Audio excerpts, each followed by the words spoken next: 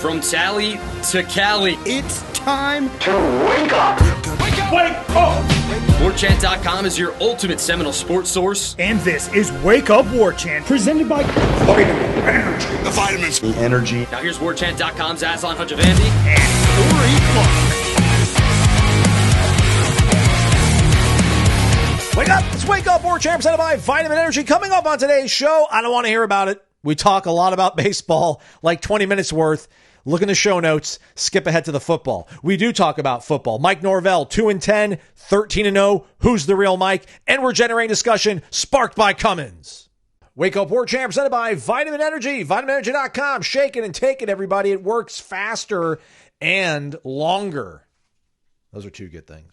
260 milligrams of all natural caffeine. No sugar crash. Vitamins, nutrients to improve your focus, to improve your mood, to also get you a better pump in the gym, everybody. The sour apple. It's that time, Corey. Time to bring the workout plus out again, right? Yeah. Amen, brother. Yeah, it feels like summer out there, everybody. So let's get that summer body ready. Vitamin Energy can help you. It's a shot you can take wherever you want to go. They also sell it in a digestible pill form if you're into that sort of stuff instead of shaking and taking it. It's vitaminenergy.com. Shake it and take it. Sip the juice. Warchant.com, ultimate Seminole sports source. Won't you join us, everybody? Come on over. Hang out. It's fun times. Lots of good discussions on the board. Man, shout out to this one guy, Yogi Buck 14. And I think it's fallen off the first page of the website, but my guy did some huge it's titled The Bros of College Football. He ends up, I don't know, man, this might be 7,000 words. He does a research project on basically comparing schools across their U.S. News and World Report ranking, their Winsipedia college football blue blood ranking, and then the school size. He then gave the schools a 1-7 score based on how they fell in those rankings. So basically, how's your school academically? How are they on the football field? And I don't even know what what we're trying to get to ultimately, but he creates all these different tiers. It's incredible. These people do this stuff out of the generosity of their heart, their love of hanging out with fellow Noles. So come on over to the Tribal Council and hang out. You can read things like Yogi Buck's great posts on the bros of college football, parenthetically, most alike, ? And Corey Clark and Irish O'Fell's writings as well. Corey Clark's here, everybody, as usual. How are you, Corey Clark? I'm good, Aslan. Thank you so much for asking. How are you doing? Dude, I'm okay. Came back from Jacksonville last few days. Had to take care of the lady. Had a little medical procedure. Everything's all right. Nothing big. I'm glad we recorded our Easter show before Easter. So I recorded before I actually ended up driving over to her house. She hid 12 plastic Easter eggs in her place, and each of them had a note in it about something she loved about me. Oh man, I miss those days. Yeah, like I'm very content. Not content. I'm extremely happy in my relationship with my wonderful wife. In a marriage is bliss. But man, those early days, like the first 6, 8, 10 months or whatever, where you're doing stuff like that. Yeah. Now I didn't get Stephanie anything for Easter. I didn't either. What do I do? Yeah, well, that's above and beyond, but it's very sweet. And it's is. the stuff people do in the beginning stages of what we hope and think it could be a very long and lasting relationship. As the kids say, you can't tell me nothing now after I read all those things. So, yeah, it was good. Feel good about myself, man. Also feel good about where we're at as a community, as the Florida State family. Were any of them about your physique? What's that? Right. Were any of them about your physique? Unfortunately, no. She liked my smile, though, whatever that means. Yeah, I mean, you don't go to the gym for an hour every day for your smile. For real. Come on, Abby. FR. Show some love for the hard work Aslan puts in on a daily basis for you. I'm saying.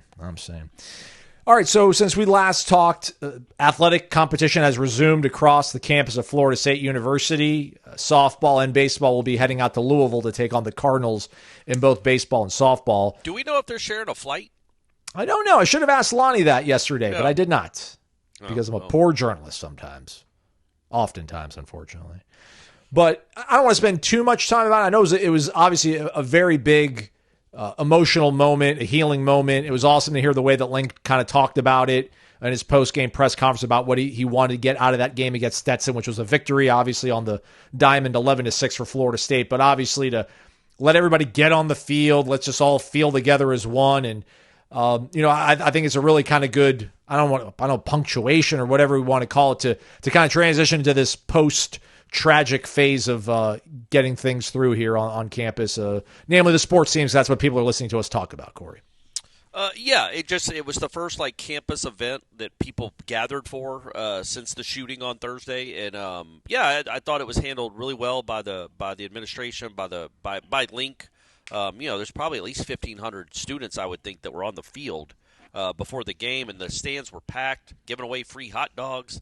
Man, I tell you what, these students are all about free hot dogs now. But I get it, college student, free food, man. Yeah. Absolutely. I thought everything was done in a really just a respectful way. They played the alma mater, they played the fight song, they thanked the first responders a couple of times. In the I guess the FSU PD, they kind of was all one umbrella, first responders. Yeah. But it goes for everybody. Then the I can't remember his name now, but I wrote about him. The TMH trauma surgeon that threw out the first pitch. They all did really nice things, and it's not like Thursday is forgotten. It's not like it'll ever be forgotten, especially by people that were close to it. But it was a nice kind of reset to try to get back to normalcy. Yeah. And it was cool that the Florida State community, because it's a Stetson game that they moved up an hour. Yeah. It was a 5 p.m. game. And that place was mostly full for the first 6 or 7 innings. That was a really good showing by the FSU fans and the FSU students. And shout out to Eduardo Perez, who I think might have been on the West Coast doing an MLB game day before. He was in Houston. Right. All right. I couldn't believe it. So he was in Houston doing Sunday Night Baseball. I listened to Link's. Link was talking about this, right? Yeah. He did Houston Sunday Night Baseball for ESPN with Carl Ravitch and David Cohn, I think. And then he was in Tallahassee on Tuesday for this game. He also had to get up the next morning. His daughter goes to Florida State, so he was going to, drive her back to Miami. He also had a podcast to get up for, but it was like he made a point to want to do this game, or that game on Tuesday against Stetson. So I thought that was really cool. That guy's he's not talked about as much as he should be. It's also been 30-something years. But he's not in the J.D. Drew, Buster Posey category of, all-time college baseball superstar greats. But he's in the tier right below it. He was an incredible college baseball player. And it's cool that Florida State still means so much to him, and he's got a family member. He's got a daughter going here. Yeah.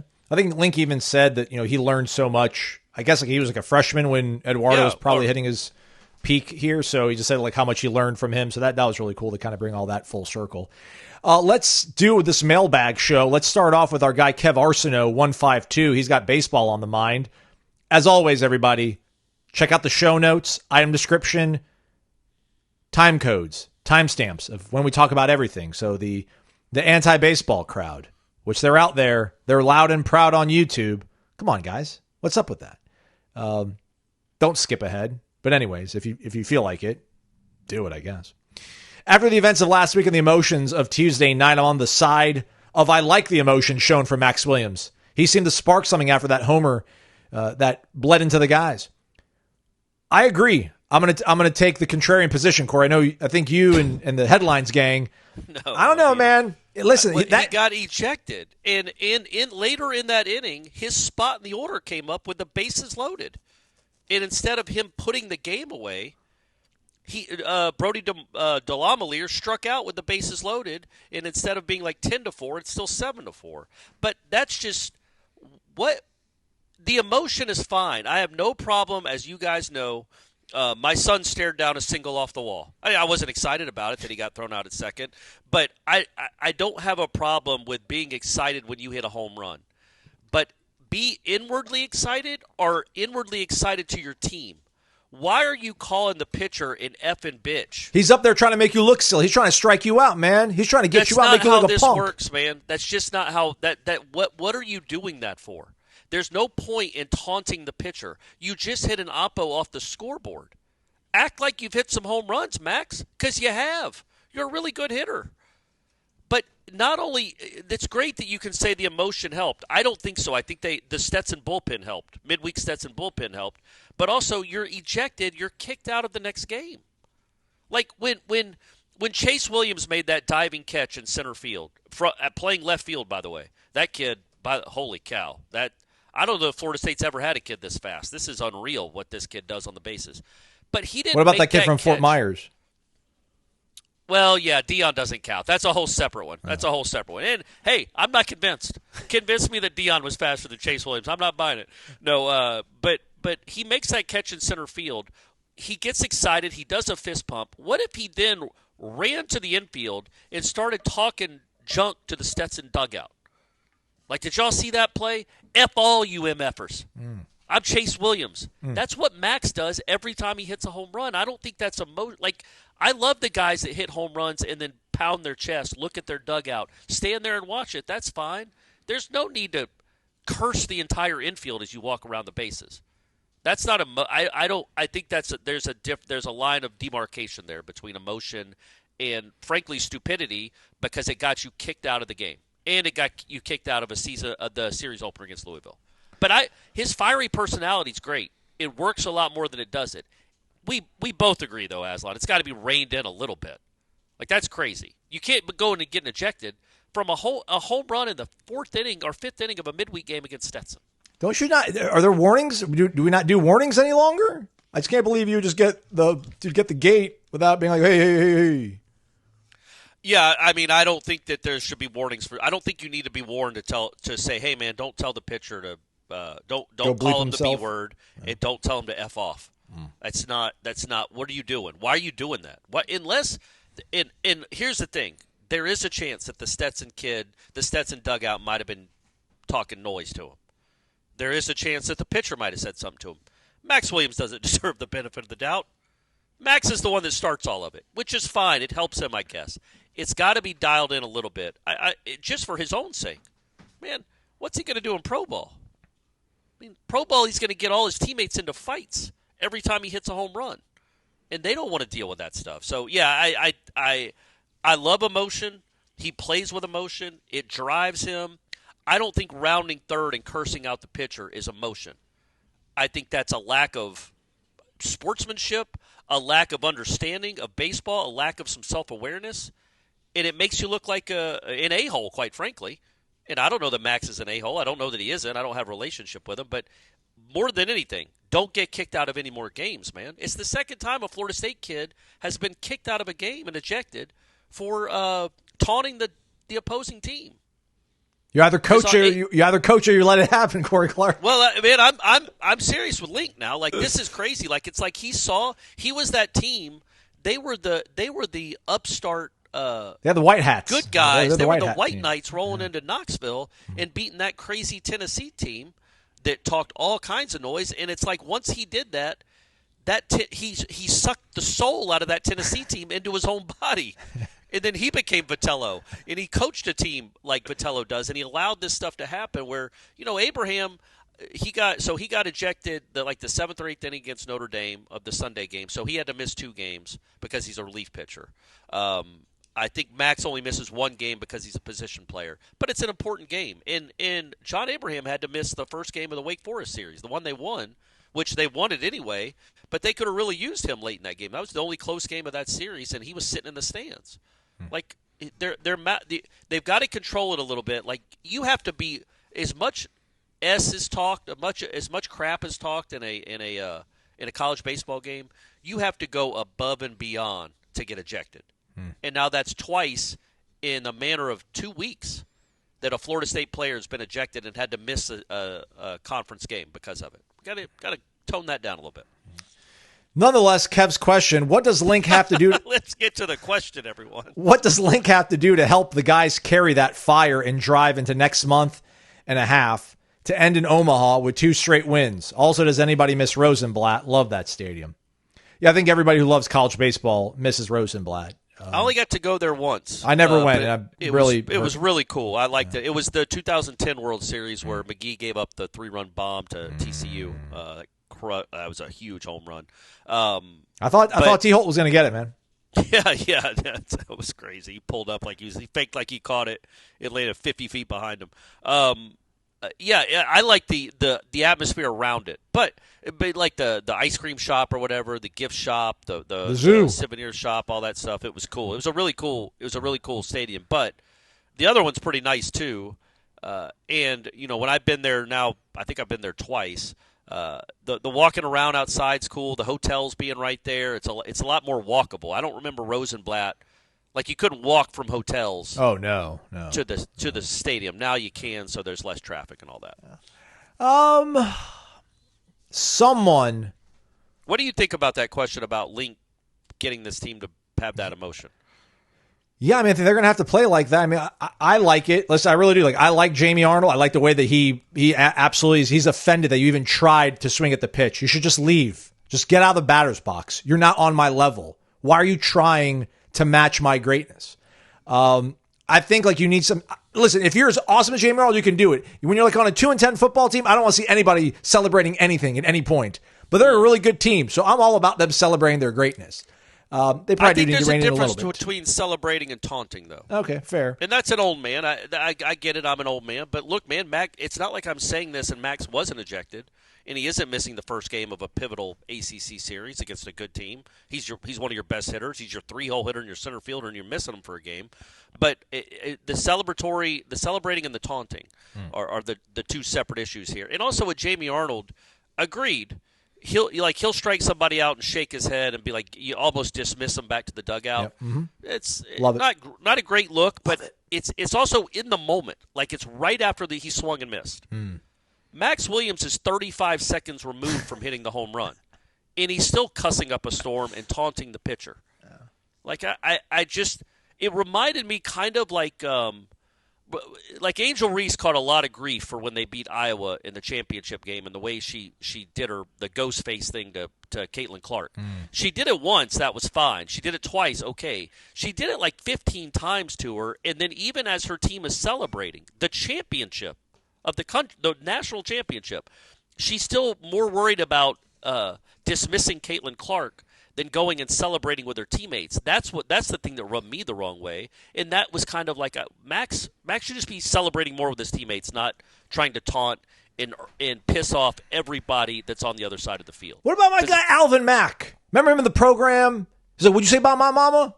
He's like, "Oh, what'd you say about?" And I didn't say anything about your mom. Yeah, you got to put yourself in this headspace. I thought that was Waterboy. Was it? I thought it was my butt. When he's like, I don't know what you're saying. And Adam Sandler goes crazy and just runs right over him. The quarterback gets all scared.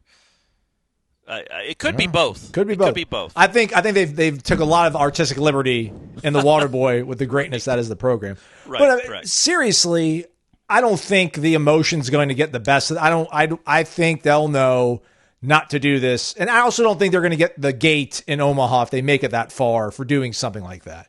But that aside, he might. Like, it sounded like Link thought they had no choice, and he knows those umpires. But also, I think the real question here is Max going to tone it down a little bit? Because I hope he understands that, number one, his spot in the lineup came up again that inning with a chance to put the game away with the bases loaded, and the kid that pinch hit for him struck out to end the inning.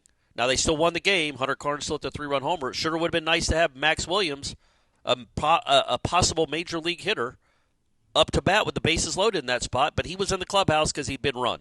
And now he gets to watch the first game from the stands in Louisville or from the team hotel. So hopefully he understands that there is a line, there is a limit to what you can say to people. And quite frankly, it should have happened before. He taunted the umpire after a home run earlier this year. I mean, maybe didn't compliment him on it.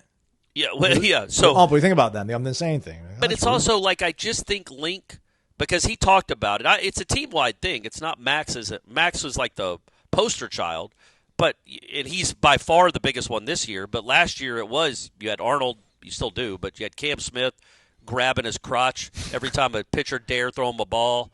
Marco was Max Williams just from the right-handed side of the plate.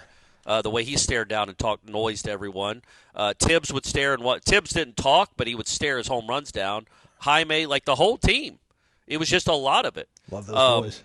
And it's like Link fosters this. He clearly wants this. But now, again, you've had two kids ejected for running their mouths in the span of 2 weeks. And so, you already had you had John Abraham miss a pivotal conference game against Wake. Now you're having Max Williams miss a pivotal conference game against Louisville. And so it's not going away. Like, you've got to figure out a way to, like, make sure they just turn it inward. if you're going to say things, don't look at the pitcher while you're saying it. Like, don't taunt the pitcher. If you want to call him an F and B because you're you, that's fine. Don't look at him. Don't make it obvious what you're doing. Say it under your breath, or just get excited and point to your teammates. There's other ways to handle hitting home runs. The guy's hit a ton of them, right, Aslan? Hasn't he had like 30 since he's been here? I tried to look it up. He's hit a home run in 10% of his at-bats. And so last year, I feel like last year he hit 16 or so. This year he's got 15. I mean, he's hit 31 home runs here. And it's like every time he hits a home run, man, you're awesome, Max. We got a whole show. All right, let's go. But I want people to understand. I'm rooting for the kid. I hope he does it. I hope he keeps hitting a lot of home runs. I think he can still hit home runs and be a really good hitter without taunting pitchers as he's rounded third and talking crap to the second baseman as he's touching second. That's all. Or taunting umpires. I think the offense will sustain itself. Not worried about it. I think they got something cooking with Chase Williams in the lineup as well, and obviously Jackson West is now healthy, so I think that's going to add a little bit of pop. They need like that quintessential college baseball story where there's some guy that moves up from a role, ends up like elevating their game, and it's going to have to be somebody like in the bullpen. And the real shame athletically about the series getting canceled last week was that it was anticipated that John Abraham was going to start Thursday. So that would have been good to see what he could have given you as a frontline guy in the weekend. I know he came in relief and got credit with the win on Tuesday.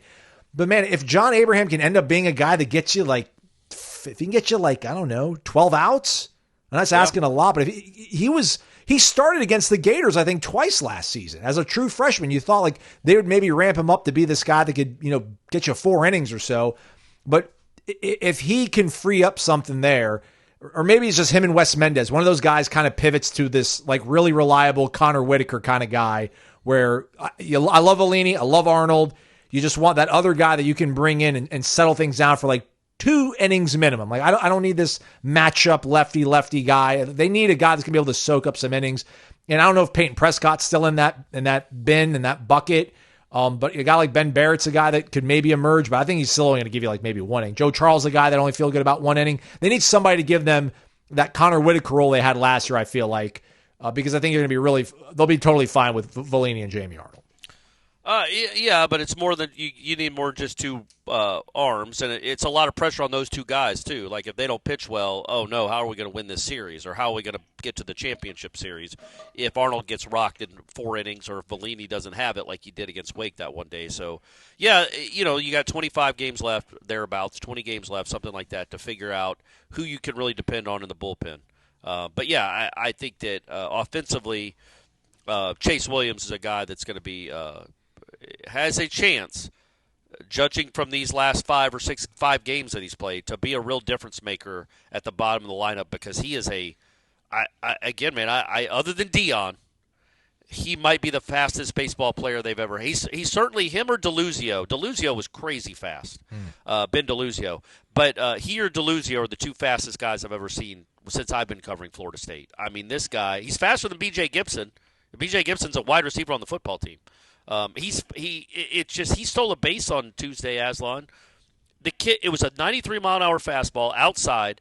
The catcher makes a hose of a throw, strong throw. It's to the left of second base, but not way off the bag. Chase Williams doesn't even slide. He comes in standing up. Left in like between first and second base, or the left? Yeah, first and second base. He steals second base. Yeah, it was to the third base side of second base, but only by like a foot. It's not like the shortstop had to come off the bag. He just had to reach. Yeah. And by the time he reached back to tag Chase Williams, he was already standing on the base. I mean, this is crazy. And then not to mention the catch he made out in center field under the flagpole in dead center as a left fielder. That's this is, if he can get on base, he is going to wreak havoc on every team that they go up against. He stole 4 bases Tuesday night. He might get to 30 by the end of the year if he plays every day. It's incredible, man. It's incredible, that speed. What would you think if he got out there like Ricky Henderson? It was like, I am now the greatest of all time. Yeah, what's Florida State's stolen base record? I don't know what it is in a season, but if he gets, I'm assuming it'd have to come next year. He was hurt, so hadn't played enough this year. But yeah, he should absolutely lift up the bag to the heavens and say, I'm now the greatest of all time.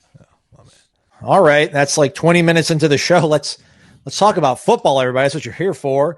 Let's go to our guy, Bennett-Knoll, ! Which I don't know, is that like, like Yahoo? Like if you tell something like, what's your email? Do you have a Yahoo email address? Nonetheless, he says, good morning, Wake Up Warchant. Can you guys do a comparison of our football team last year and this year and how it stacks up in portal acquisitions versus Arizona State's team from 2 years ago and how they went from 3 wins to making the college football playoff? Do we have a realistic chance to do the same style of turnaround this year? I feel our portal acquisitions were good enough. What are your thoughts? Thanks as always. Now, this was something that, you've mentioned, Corey, right? Like you live in this world now where you'll believe that Florida State can do great things this season because you saw it last year. You saw it in Indiana. You saw it in SMU. You saw it in Arizona State. So with that said, what do you feel about this question, Corey Clark? Because I think this is a good one.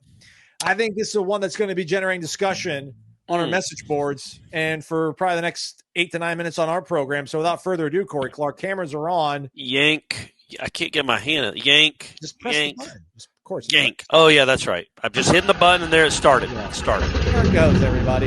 It's generating discussion. It's sparked by Cummins. Check out Cummins Lifestyle on Instagram. It's all just one single word. See all the awesome things you can do in your free time, your recreational time. The one thing I do like the kids, their slang these days, Corey, I like the touch grass. When you kind of a little too online, get out there. Yeah. Use the Cummins own line of products, not only for your RV, but also your boat, which wish I would have known that when I was in the British Virgin Islands last year, down in the boiler room, trying to get this junk generator restarted every other night. But I digress. Wouldn't have that problem if you use Cummins, everybody. Cummins Lifestyle. It's on Instagram. Follow them. It's all one word. All right, Corey. So I think the biggest differences I would see here between Florida State this year and Arizona State last year is that Arizona State had a complete wild card at quarterback. Yep. Like Sam Leavitt had not played really any long stretch of quarterback in his career, right? And then Kenny takes a chance on him and they skyrocket through the moon. I don't know if Jordan Tyson, their receiver, I don't know if was scouted any better than Deuce or Squirrel White, but they had a really good wide receiver, and Cam Scattaboo was just on a completely different level of just dog, right? Yeah. Like just the absolute dog in them. Defensively, I don't know if they had anybody all that special, but they ran a defense that gave people problems. So I would say I think Kenny might be, and maybe Kenny is him, because what Kenny did to Jordan Travis, what he did to Bo Nix, what he did to the Sam Leavitt kid, where he just pours everything he has into these kids and makes them believe in themselves, kind of, puts the stars aligning for something crazy like this to happen. But I don't know. What do you think, Corey? What they've done, Florida State in the portal so far this year, are there enough different pieces to create something similar? I think if you went back and looked at, we didn't really answer the question. We're not breaking down the Arizona State roster from 23 to 24. I don't know what their portal ranking was on 3. I don't know that it was in the top 10 or top 20. I don't know. I do know that what they got, it's not lucky. I don't want to call it luck, but it's needed to go have a special season. Is you need special. Like Scattaboo is special. He wasn't just a decent transfer running back, and I don't remember what school he transferred from, and I think it was 2 years prior to that, but it was a really small school, Sacramento State or something. He kind of comes out of nowhere and becomes maybe the best running back in the country. Yeah.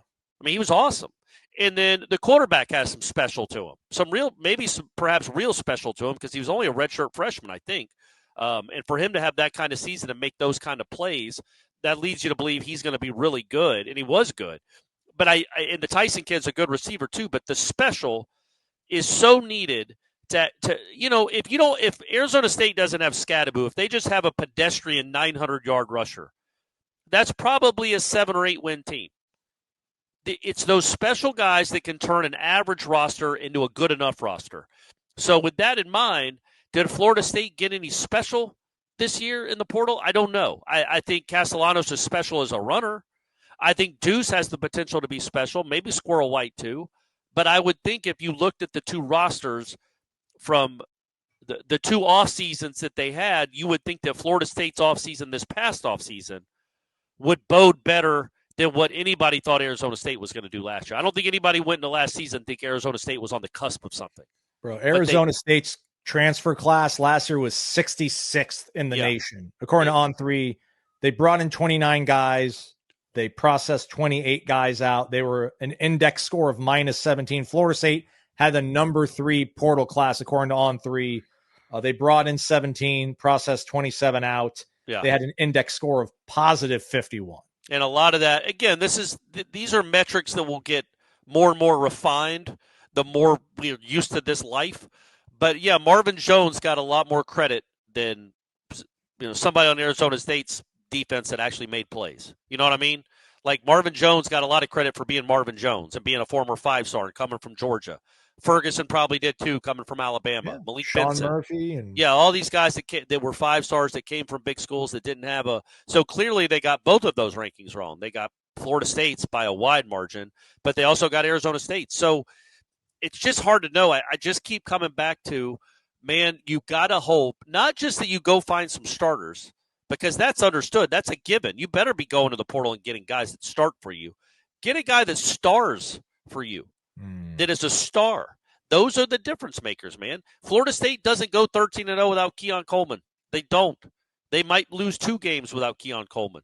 That's a big war. That's a big wins above replacement. Scatterboo, same thing. Like, so much of it is getting that one piece, that one final, have a nice foundation, and then get 1 or 2 special pieces. And that's what you hope they did with this class. I don't know who the special is. Again, I think Castellanos' running ability is special. I think Deuce could be a special weapon outside. And special by, I mean, game-changing, score-changing, season-changing. That's what you look for with not all of them. They're not all going to be incredible, but at least a few of them to go along with some substantial starters. Arizona State currently 32nd in the portal, Florida State 34th. Okay. So including the December window, Florida State now has had 30 guys transfer out, and they've had 16 come in.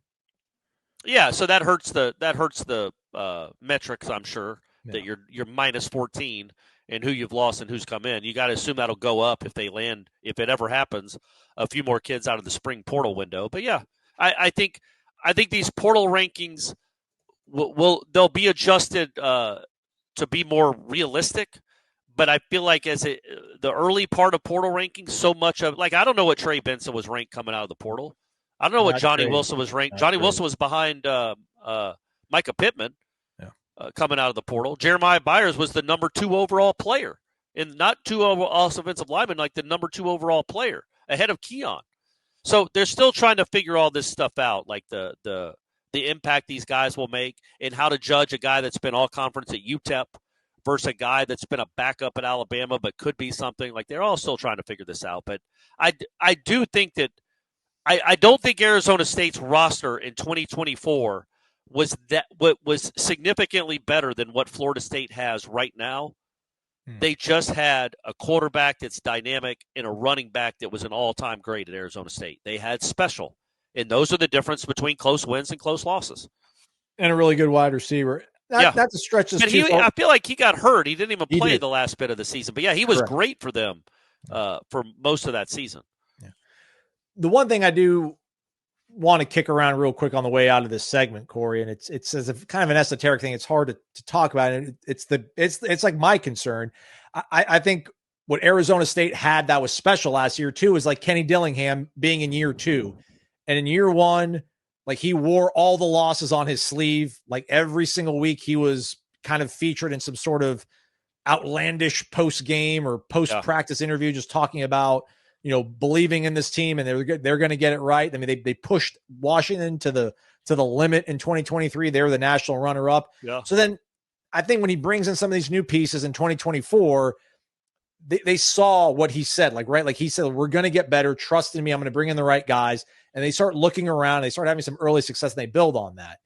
And I think that's kind of what fed into Florida State being so successful in 2023 is because they went through 21 and then they bounced back the way they did in 2022. And Mike Norvell called his shot. But so many of the guys that were in that locker room last year that saw things go sideways that they never would have expected, they're still around this program. And I know there's new guys, and maybe they'll believe in Mike the way that Jarian Jones believed in Mike and the way Jared Verse believed in Mike and the way that Braden Fisk did. But I think there's enough guys in that locker room that went through last year that are still going to be dealing with that. I don't want to call it trauma. I don't want to minimize that word in this day and age, but just they dealt with the pain, the anguish of last year, that man, if things go wrong and Mike tries to do his message about opportunity and not worrying about momentum, it's the next play. When you see the guys that have been around here a few years, maybe slump their shoulders, you as a new guy are like, yeah, maybe they know him better than I do. I don't know if they don't believe in him, like, how should I be believing in him? Yeah, it's always something you got to battle. And on the flip side, Dillingham now is bringing in players that are not joining an Arizona State program that was 3-9. They're joining a playoff program, and they're expecting immediate success. And if that doesn't happen, as a mercenary college player, which all these kids are now, does that slump their shoulders? And like, well, this isn't what I signed up for. So it's what all these coaches at every school other than Ohio State and Georgia are battling with. And we'll see how they respond. It's a fair point. I do think that at least for the kids that are still on the Florida State roster from last year, yes, the head guy is still the same, but the dude that's designing things that really coaches them, they're new. So that helps maybe a fresh perspective where it's not like you're hearing the same thing over. They didn't just run it back with the same 10 assistant coaches. So hopefully that helps tremendously. What will help your days off, your weekends, your vacations? Portable power, wherever you want to go, take Cummins with you. Cummins own and power products, the portable generators, have them for your RV, for your boat. What else would you want? Yeah. CPTallybar.com, 2475 Appalachia Parkway. That's Corner Pocket Bar and Grill, everybody. Go check it out. Weekdays, lunch specials from 11 a.m. to 3 p.m. Oh, no, tonight you should also point out, lunch specials, everyone. Get there, order lunch. It's also a nighttime place. Sorry to cut off your ad read there, Aslan. But tonight on Thursday, it's not only bingo that we all know, it's also like an unofficial draft watch party. Ooh. Not sure how we're going to do it. Probably in CP2, which is the little sidebar area off to the left of the main bar, that it's like its own side room. But I think Tom and Jeff are going to be there. Jeff's been promoting it for a week, so he better be. But it's like an unofficial draft watch party, NFL draft, I should clarify. I don't know when that starts. At 8 o'clock tonight, maybe 7:30. I don't know when these things start, but come out and have a good time, have a few beers. Do we think is like Azaria going to go first round or something, or are we just doing it just because there's NFL fans in Tallahassee? No, it's NFL fans, man. Okay. They want to see the Bucs draft. Obviously, the Falcons are going to draft a quarterback. I don't know what else anybody else is going to do. Who's your team? Do you have a? I don't. I'm an NFL team, atheist. Yeah. The 49ers? Yeah, kind of. Yeah. Okay. Yeah. So just come see who your team drafts, man. There we go. I'll be there. Corner Pocket Bar and Grill. Come join all of us. 2475 Appalachia Parkway. We're back. It's Wake Up Warchant presented by Vitamin Energy, vitaminenergy.com. I think this is a new person on the ponies, my friend. Nole 89 Nation. They joined March 21st, 2025. Their 17th ever post. Welcome. Okay. Welcome. Wake up! How do you think the current football roster stacks up against the ACC teams on the 2025 schedule? Would you rate it as stronger than 20%, 50%, 75%, or another percentage compared to the 8 teams they'll face? Thanks, Jensen. As always, go Noles. I have not been. I've got a girlfriend now, everybody. I can't be doing all this research. But maybe I'll do it here this weekend since the Noles will be on the road and I won't have to go to Hauser. But it is interesting because sometimes we maybe get a little too close to it, and we believe that this guy, because we know what he was recruited as, and he flashed in 2023, so we thought 2024 was going to be his year and he was going to get it all, and he did not. But I know Louisville's not on the schedule, but right. I'd be hard pressed to think that Louisville has a better roster than Florida State, but they're not on the schedule. Well, so was it? So let's just go for the teams they play. Okay. Virginia's the first one. So yes, they have a stronger roster than Virginia. I feel comfortable saying that. Okay, Miami. I do not feel comfortable with that. Yeah. I don't know. It's hard to say here in April, right. But I will say that even maybe a slight edge to Miami because maybe Carson Beck is a better quarterback than Tommy Castellanos, although completely different systems, different skill sets. But let's just say that's even. Okay. Pitt. Yeah, stronger. Pitt finished last year with a 7-game losing streak, right? Or 6-game losing streak? Yeah. Yep. Yeah, stronger. Stanford. Stronger. Wake Forest. Stronger. Clemson. Not as strong. Virginia Tech. Stronger. NC State. Stronger. All right, so that's 6 out of the 8 that you said. Yeah, so 75%. And look, I'm not convinced. I think Clemson and Miami have more proven quarterbacks, especially Clemson, because in that system he played very well last year at the end of the year, and they got a really good wide receiver, maybe 2 of them. The freshman kid, Wesco, turned out to be really good. So they have more, I think, a proven skill there.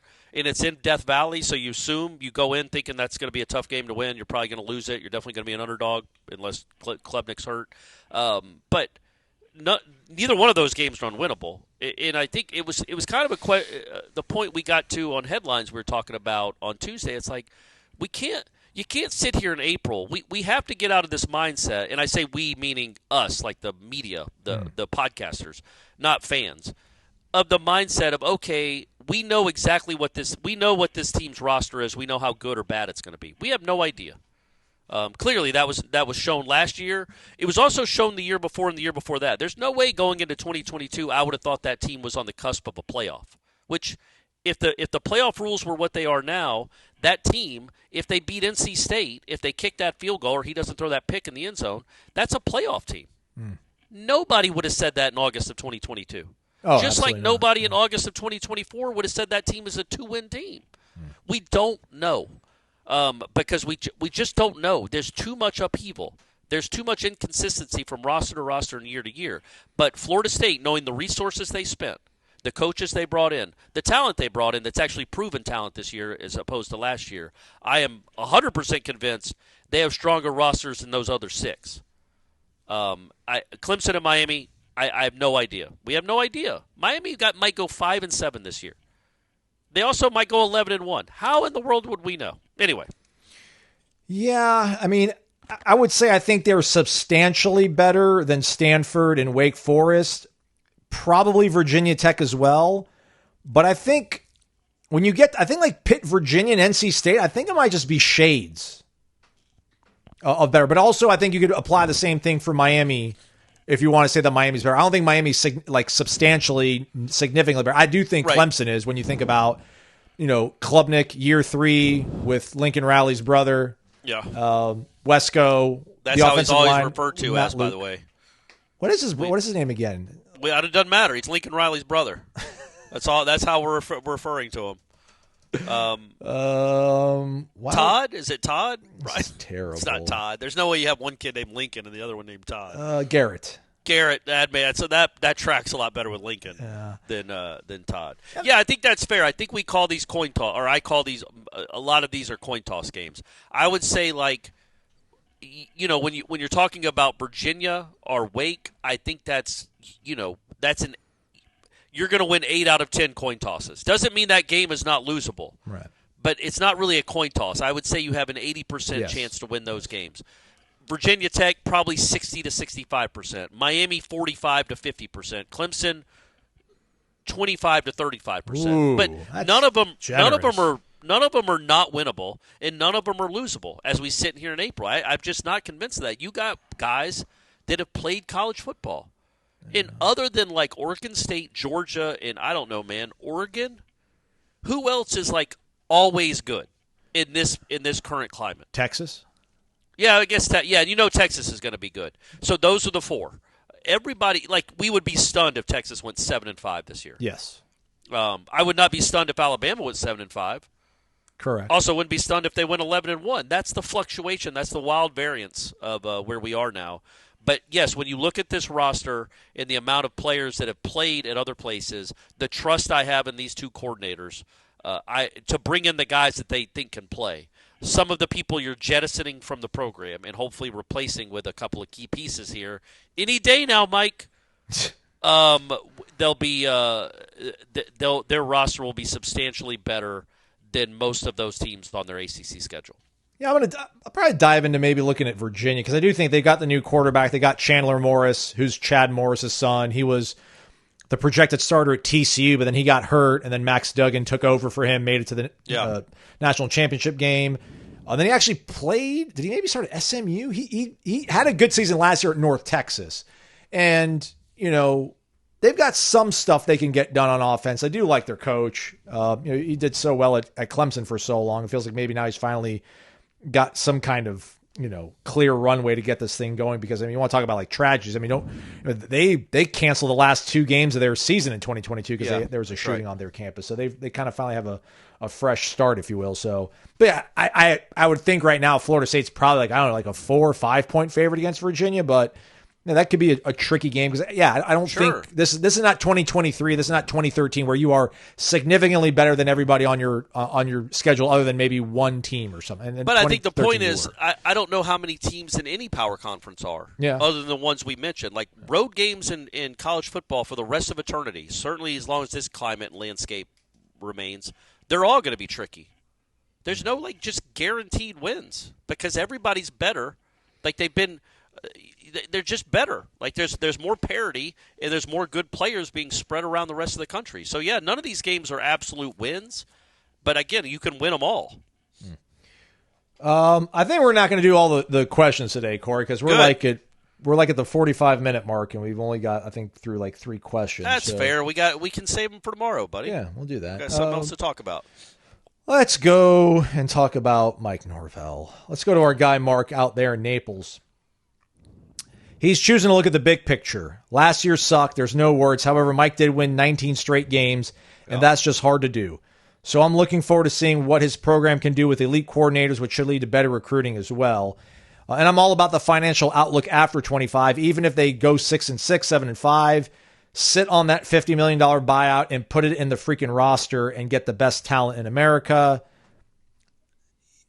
Jeff and I are kind of, I think, needled you a little bit about that on headlines. Needle, but they point out the fact, listen, they do cut ties. It's not like they're going to give him a lump sum of $50 million. They're going to spread it out. Plus, I don't know if it works that way, man. I don't think there's $50 million in the bank where they're like, we're either going to use this to make the team better by roster additions or to get a new coach. I don't know if that's the way it works. But I would just hate if you have like a $35 million spending budget for your football team. That even if you prorated it out, which you would, you're not going to give them a $50 million lump sum. It's not like the lottery. I guess you could give them a choice. Hey, if you take the lump sum now, you only get 55% of what you actually won. But if you let it play out, like if you do the Bobby Bonilla, but I think if you have a $35 million spending budget or 40, let's make it a rounder number. You want to spend $8 or $9 million of that to pay someone not to coach? Like, if you have a finite amount of money, it's like, man, again, if it's not a disaster, to me, because you not only do you have to pay him, you're going to have to pay the new coach to come in, you're going to have to pay Gus Malzahn to not coach, you're going to have to pay Tony White not to coach. So those are all buyouts. So now you're talking about paying $13 million probably, $15 million, let's say, to coaches not to coach, when if you believed in them at this time right now, and next year they go 7-5 and they struggle. Again, I'm not saying that's the standard. You should want that. I'm not even saying I would argue to keep them. I'm saying if you took that $15 million that you would have to pay these coaches that year to go away, and then remember you still owe Norvell 35 after that. If you just put that into Jeremiah Smith, all right, but now now there's a little bit of pep in everybody's step. Or Jeremiah Smith and one other. It's got to be a package deal. You can't give 15 to one kid. So he's got to bring one of those talented teammates he has in Ohio State. Or maybe Ryan Williams. What if you give each of them $7.5 million for 1 year at Florida State? And they could go down as the best wide receiver duo in college football history. Yeah. That's an appealing process. Aren't they both from Florida? No, Ryan Williams, he's born and raised in Alabama. Don't care. He's a Florida kid at heart. So he's going to want to come to Tallahassee. Tallahassee's like southern Alabama anyway. It'll feel like home. We're on the beach, yet we're in the heartland. It's amazing, Tallahassee. All of it. You got everything. You're close to the beach. You're close to farms. It's the best of everything. All right, that was my point. Is like that money you're going to spend on him to go away. If you could say for one more year, just one more year. I don't even care if he's dead man walking, as Jeff always likes to say. Some say he just says it way too much. I don't say that. I think he doesn't say it enough. But if he says that Norvell's dead man walking for 2026, okay, maybe. But if you take that money that you're going to buy him out and put it in your football roster, then all of a sudden maybe even a guy that you don't think is a very good coach has lucked his way into 10 wins because you gave him $15 million extra dollars to spend, or it's just $15 million that's not being taken away from your budget. That's all. That's just. But the people making a lot more money than me in higher profile positions have to make these decisions if and when you get to that point. Because 7-5, they're all shades of 7-5. If you lose a couple on Hail Marys, if you miss a couple of field goals, if you're right in all these games and just lose, I mean, I don't know, man. There's no guarantee that who you hire is going to be better, but there is a guarantee that you're going to really want that $15 million that's going away on whoever comes in. So I don't know. Isn't that kind of what college Thanks for dropping the football I is don't know now? after 5 minutes. We're not even through the entire question, Corey. Oh, sorry, but isn't that what college football is now, though, Aslan? It's like these are the choices that have to be made. Like, what's more cost-effective? What gives you a better program? What gives you a better chance to win? I mean, did A&M do that math in their head when they got rid of Jimbo? But that was right at the cusp of this, right? Wasn't that like 2021? No, I'm talking about when they got rid of him and brought Mike Elko in as their head coach. No, that's what I'm saying. But also they gave him they saw what he could do with great rosters. They gave him a ton of talent, and it still piddled and puddled out. But also that was right at the cusp of this now where it's so, like, even when Jimbo was, remember he called the press conference. It was like, how dare Nick Saban say I spent $3 million on my recruiting See class. what skeletons he has in his closets. Yeah, and it's like, come on, man. You did do it. It's fine. It's above board. And he was still so put off by that. That's where he was before he got fired. Now it's out everywhere. Everybody knows you're spending money on these players. So I think, but Jimbo couldn't argue that he didn't get everything he needed at Texas A&M. He just didn't win. I think Norvell could argue, I don't have a great roster. Now, people listening to this would be, yeah, man, that's your own fault. Yeah, man, come on. That's your own fault, which 100% agree with. But an extra $15 million would probably help the roster. The roster retention, the roster gains, know, man. the roster additions. It felt like last year, from what we had heard, I mean, that was a top 10-ish, top 15 in terms of money. I mean, they didn't short shrift him, but nonetheless, he does say, why pay that buyout and then another $50 million for new coaching staff? No guarantees of immediate success while trying to get out of this conference. Despite 2-10, Mike is still a good football coach and just needs the difference makers at quarterback, receiver, offensive line, defensive line, etc. That's my view at the moment. Thoughts? Well, so every position. Yeah, come on, Agreed. Mark. Love you, buddy. And I don't have to answer it because I just did. So next question. Mark, I did answer it even before you asked the final question, so I apologize for that. He says he's going to New Orleans for Jazz Fest this weekend. What's the best live concert you've ever seen? This isn't really fair because it shouldn't even count, but I saw The Wall with Roger Waters like 10 years ago, 12 years ago. Oh, well, it wasn't the whole band. Yeah. But it's still it's a spectacle. Yeah. Like it wasn't just, man, they sounded great. It's a whole spectacle with it. It's like a theater production with one of my favorite albums of all time. So there's nothing that's probably ever going to trump that, I don't think. Okay. What about you? I went. I got to see Guns N' Roses. I think at the Georgia Dome. Yeah, it was 2015. So the Mercedes-Benz Stadium wasn't. Oh, okay, yet. I gotcha. And it was their first tour with everybody back.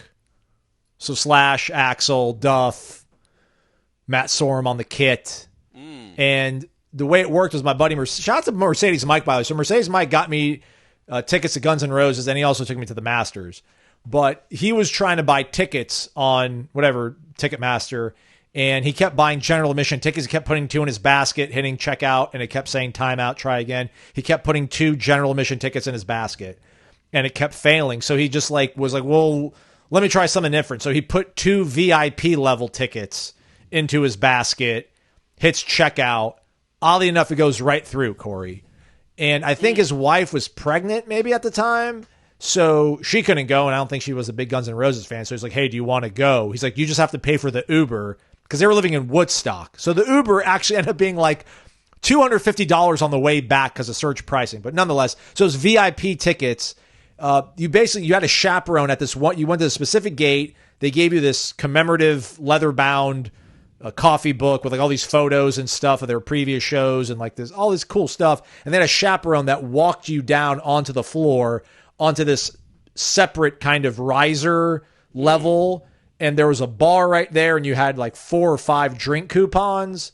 So like we sat there above, and we were right side by side with the sound booth or the sound engineer. So we were right in the best part acoustically of the entire venue, and we got to see Guns N' Roses play like a 2.5 hour set. So that was pretty sweet.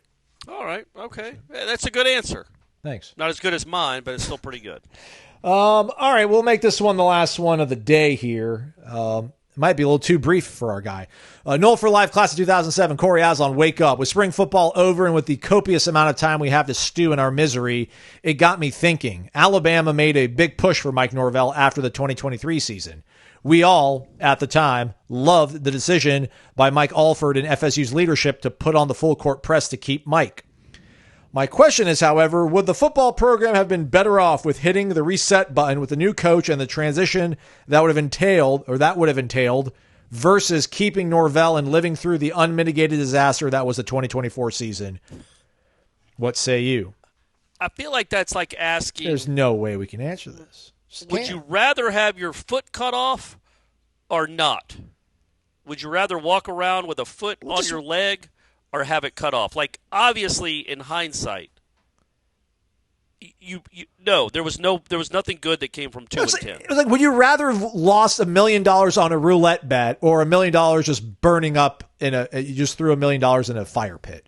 Like, no, you can't judge what the feeling is going to be like, and you can't put yourself in that position. Man, that's probably if you would have told everybody in January of 2024, everybody, even me, hey, and I'm not a big Mike Norvell proponent, I would have been this is bad. I'm saying if you would have told them, hey, he's about to go 2 and he's going to stay, but he's going to go 2-10, everybody would have said, well, get his ass to Tuscaloosa. we don't want that. No chance. That can't happen. So now with the year of hindsight, absolutely a reset would have been better than this because you just hit the reset button. But with a guy that just went 2-10. So if you'd have lost, but it's easy for me to say that now, right? Exactly. That's the thing.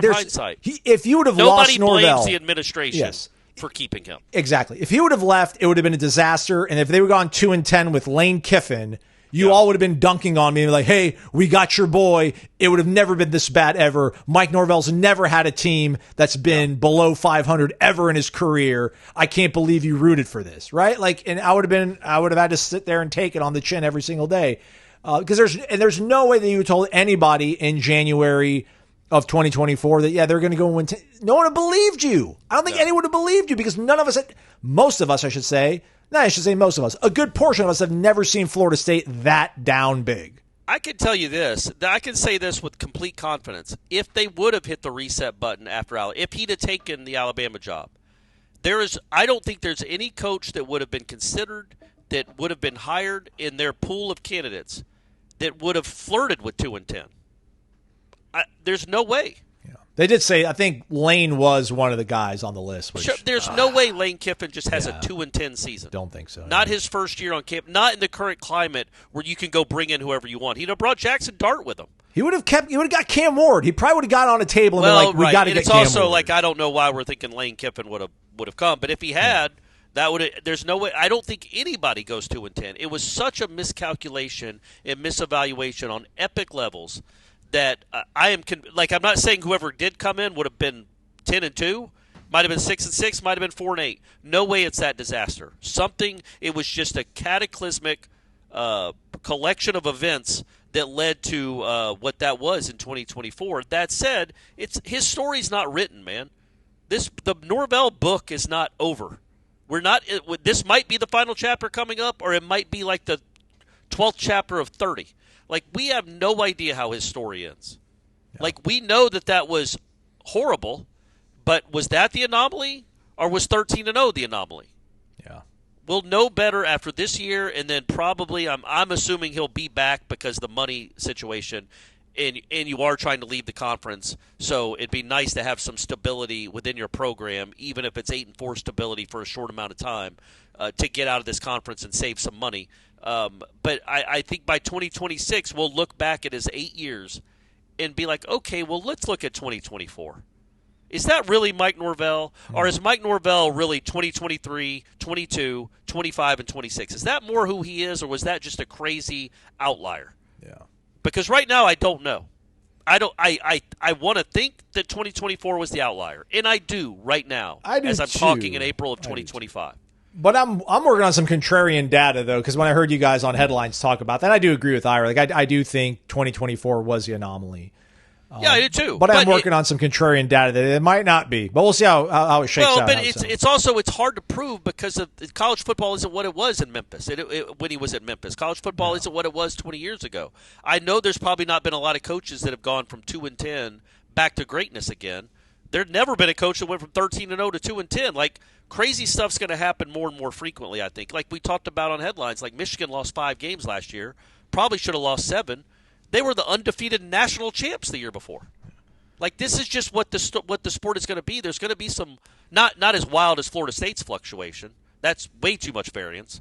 But there are going to be teams that go 12-0 one year, 5-7 another year, or vice versa. It's just that's the nature of the sport. But over the course of 7 or 8 years, I think we'll look back at 2024 and say that was crazy. Where did that come from? What happened? Real quick, before we go out, so like, what's the difference then, though, between Michigan and Florida State? Because 13-0, we'll compare it to Michigan going whatever 15, 16-0 to win the entire thing. They both lost the absolute heart, and they both got gutted by the NFL draft. Or they both got absolutely gutted, and Michigan actually lost their head coach, and they lost their defensive coordinator. Yep. Yet Michigan, I don't know, maybe their schedule is easier. I don't believe that. They beat Ohio State in freaking Columbus. Like, how did they not? Yep. Again, Great question. I think it's leadership. Now, that doesn't mean that Mike Norvell is a horrible leader. I do think you can accurately say Mike Norvell was a horrible leader in 2024. There's no way to argue otherwise. No. He was horrible. It's top down, and he was in control of that program, and his program was a complete embarrassment in 2024. That doesn't mean he's an embarrassment. It just means he had a horrible year. Look, man, Harrison Ford made some real bad movies. Horrible movies. Spielberg's made bad movies. He's also made great ones. I think Steven Spielberg is going to be judged more for the successes than, like, what's one? Batteries Not Included. What's a crazy, not great Spielberg movie? I don't even remember if Batteries Not Included is any good or not. The Fablemans? Jurassic Park 2. I think The Fablemans was nominated for Oscars. Jurassic Park 2 wasn't very good. I think that was Spielberg. They all make stinkers. They all have clunkers. West Side Story? All right, okay. But what did he not do well there? I didn't watch it. I didn't really hear a lot about it, so I can't imagine it's great. But yeah, so I think there's reason to hope and think that was just a horrible year from a guy that's a good coach. Because I don't think he faked it for the last 10 years. I don't think he faked it his time before that at Florida State. But he really, really dropped the ball to an alarming degree, to a degree that, like, nobody listening to the show truly believes in him anymore. They're hoping, but nobody. How could you have the utmost confidence in Mike Norvell after that? But again, he can pick up the ball. The administration helped, got him some real help. He can pick up the ball and prove that he's a good coach again. Just please do it this year, Mike. So many of these films that pop up are movies that he produced, which is different than directing it. I don't want his production. I want his. How about George Lucas? Is that a better example? Like, he gave you Star Wars. I'm on here. Okay. I mean, War of the Worlds, I don't think was. Yeah, that's right. That wasn't a great one. It wasn't critically acclaimed. It wasn't very good. Yeah. Apparently, all you needed to do was, I don't remember, give them water or something. Spoiler alert, everyone. But all the machines just up and die for some weird reason at the end. Yeah. All right, that's a wrap for us. But not for the week. We've got a couple more questions in here. We'll also see what kind of activity happens, doesn't happen in the transfer portal. Right. Anything you want to add on that, Corey? We really didn't talk about that because we spent 20 minutes talking about baseball. One player in particular, but yeah.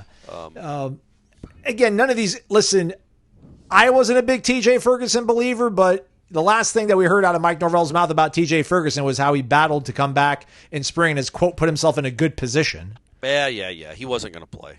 It's Norvellese, man. He can't not speak highly of anybody that's on the team. Okay. He would have said something about Aaron Hester if you'd asked him about him. Yeah. Or Denaz White. Thanks for knowing how to pronounce his name now. Appreciate that. So it's like, it's just Norvell speak. We weren't counting on Ferguson. Look, man, Ferguson just wasn't very good. He was help, though. Him and Jalen Early were going to be help. Correct. But, it's hard to keep if a kid thinks he has a chance to actually go start somewhere else, it's hard to get him to stick around to be help in case somebody goes down. That's what all these coaches at all these programs are dealing with. Guys that would be important depth pieces in their minds, but they want to go start somewhere else. And that's what they're all battling. But I don't think, I'm not trying to kill the kid. I don't think that TJ Ferguson is a big loss unless You lose some guys to injury, which is Florida State, so of course you will. And you don't have anybody on the roster that's as good as T.J. Ferguson, but I just can't imagine that's true. But the thing that bothers me about that and Jaylen Brown is you recruited these guys twice. Like you recruited them out of high school. You mean Jalen Early or Jalen Brown? Jaylen Brown. Jaylen Brown. Oh, okay. You recruited these guys twice. I mean, Jalen Early, he's more likely to end up catching on somewhere, I think, than maybe even Hakeem. I think he's going to Missouri. He visited Missouri. I don't know if he actually signed, but I thought he signed and said, "Let's go Tigers" or something. Okay. I thought he tweeted about that. So SEC, man. I believe you. But yeah, just that's my thing. Like, I'm not saying they turned you down, you turned your back on them, you burned that bridge, but you have an idea of what they might be. And I guess Jaylen Brown, he never played at LSU, so you could kind of get away with maybe there's some unknown stuff there. But also, man, you played LSU. You know what that team was. And he, again, like Malik Neighbors was really good, and so was Brian Thomas. They had a bunch of first-round picks, so I guess I should walk that back. But it's just like Terrence Ferguson didn't do great at Alabama. Like, and you lost out on him once, and then you thought he was going to come here and you're going to unlock something in him, and then it turns out that the offensive line coach that knows offensive line plays like, yeah, this guy's not it.